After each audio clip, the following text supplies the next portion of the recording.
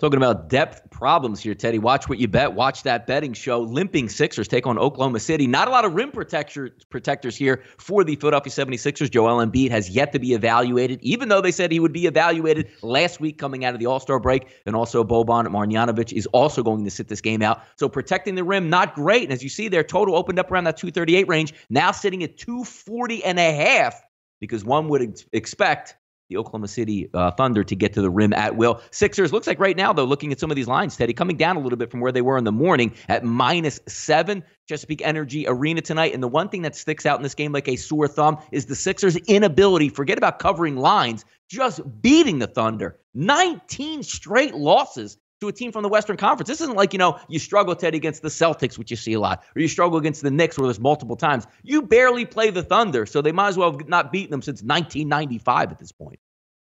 Yeah, they haven't beaten the Thunder since the Thunder were the Seattle Supersonics.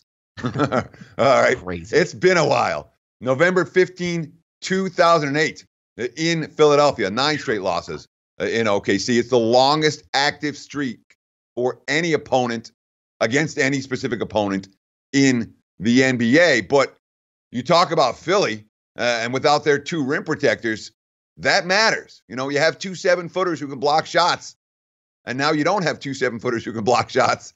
It makes an enormous difference defensively. And this is an OKC squad that all of a sudden, they'd won 11 out of 12, and then boom, now they've lost 3 of their last 4.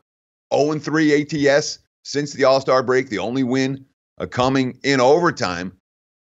Coming off a game, this is the OKC squad that has scored 116 plus in every game since the beginning of January. I think it was the first week of January, just 112 the other night in defeat. OKC, it's every bit as much a circle of the wagons right now as it is for Philadelphia 76ers squad that, wants to win this game, obviously, against a team they haven't beat. But who are they talking about playing in the front court tonight? Well, you have Amir Johnson. Yeah, he's good for a couple of minutes. Against Steven Adams, I don't know if it's a good matchup. They've got the rookie, Jonah Bolden, who's going to get minutes tonight in the low post.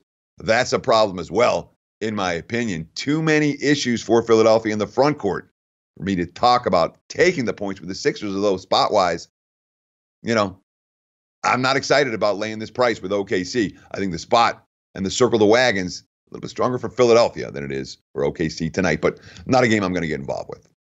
No, Steven Adams should be able to just literally eat out there. We saw it even, as far back as the Portland game there, when Boban leaves the second half versus Portland, they just went crazy at the rim, and we'll see if that holds up tonight because you have 2 pretty good guys that are going to be able to get to the rim at will. Jazz go on the road to test a 27-4 Nuggets and their home court advantage. Nuggets -7 total, 223, moneyline split -280 plus 240 taking place in the Pepsi Center tonight. If you are betting the Nuggets, every time we bring this up, Teddy, it just seems like they're making their backers more and more money. 22-9 at home to the number, 28 against the spread as a home favorite, only 20-17 against the spread versus the Western Conference. But this is the Nuggets. They're at home. For some reason, playing in elevation is helping them out. But the Jazz, they play in a little bit of elevation too. We'll see what happens tonight, Teddy. What do we expect?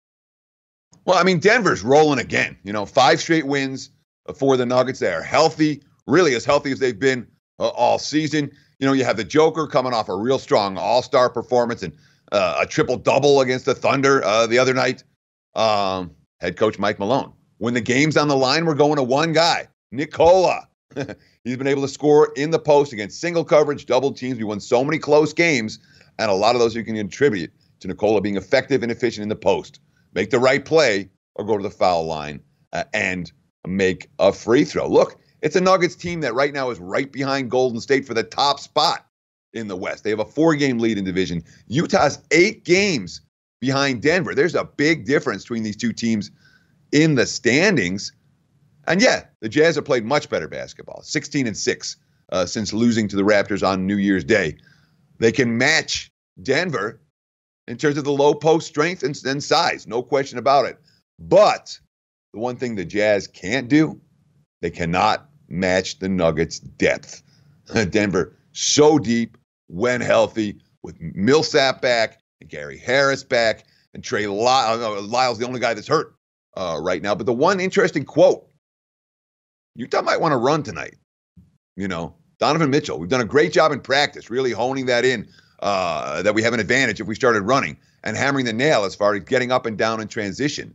That's something you can't really scout and you can't really teach. So interesting to see the Jazz talking a little bit about running tonight. Total 224 and a half. We've seen a little bit of over money, but not a ton. That might be the way to look in this one. Denver, if I'm playing a side.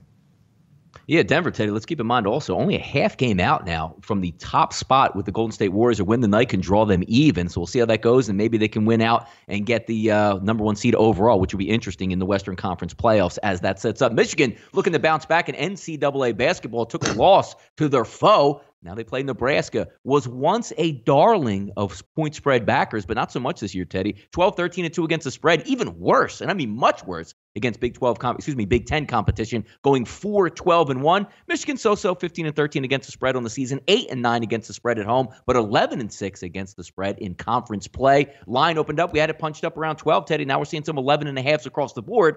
Michigan, Nebraska tonight. Yeah, I mean, the Wolverines coming off of, let's call it what it was a crappy second half against Michigan State, which they did not play well really on either end of the court, but particularly on offense.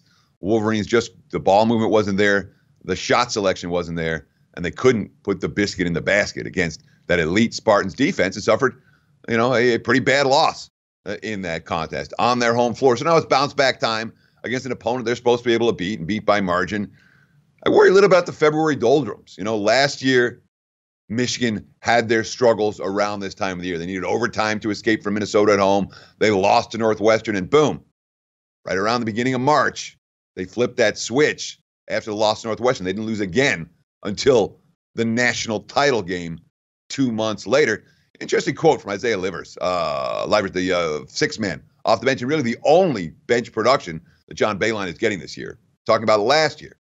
Everyone put their side agendas aside and played Michigan basketball. I think that was the biggest step we made going from late February into March when we got hot. Everybody stopped thinking about after the season. Everyone's thinking about, we are here now. We're not going to think about the future. I haven't seen that from the Wolverines this year. Maybe that the switch flips, but we're talking about laying a big price with a team that may have some issues. Of course, Nebraska's had issues all year. It's senior night at Chrysler Arena. We're going to see Charles Matthews get honored for the Wolverines, but he's banged up. James Palmer is the interesting guy for the Huskers. He's averaging career-high 19 points a game, but he's doing it on just 36% shooting. He needs to be efficient tonight if the Cornhuskers are going to hang within the number. Yep, Big Ten seeding on the line here as we head towards March Madness with conference tournaments just on the horizon.